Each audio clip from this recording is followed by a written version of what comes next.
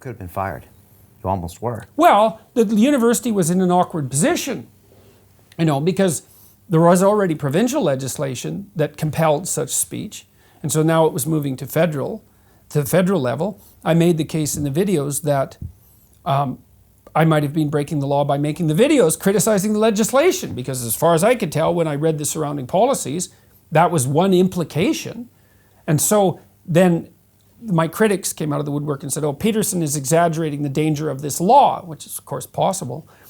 But then the university lawyers viewed what I was doing, and they looked at the policies and they thought, no, what he's doing might be illegal and we could be held responsible for it, because that was part of the legislation, that your employer is as liable for what you say as if you said it, even if you didn't know that your employee said it, and even if the results of what they said weren't intended by the employee. That's the law.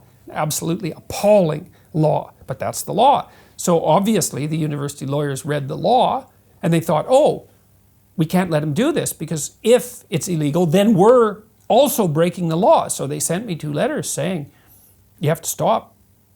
So then I read those letters online because they were very badly crafted. Now I told the university when they gave me the letters, I told my chairman, I said, I read the letter, I said, this isn't accurate. You should, if you're going to go after me, you should take this letter back and rewrite it properly. So I gave them due warning. She said, no, the letter stands. Like, fine. So then I read it online with all of its inaccuracies and internal contradictions. So, and then, well, then I negotiated with the dean. The dean was a fine guy, and there weren't malevolent people behind this at the level of the senior administration, although there was plenty of that at the level of the activist types, which are, the universities are full of.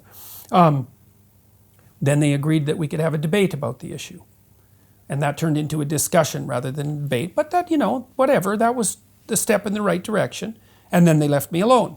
And then I know, from what I've heard, this is all scuttlebutt from behind the scenes, that what the consequence of that was that the University of Toronto has actually quite intensely reaffirmed its commitment to free speech rather than equity and so forth. So they've, in the aftermath of all that, they tilted in the right direction. That's what I've been made aware of. So they didn't do too bad. I understand why the scandal erupted, because they were put in a rough place. Now, I don't feel that sorry for the university, because the university has also generated the sort of people who made those damn laws.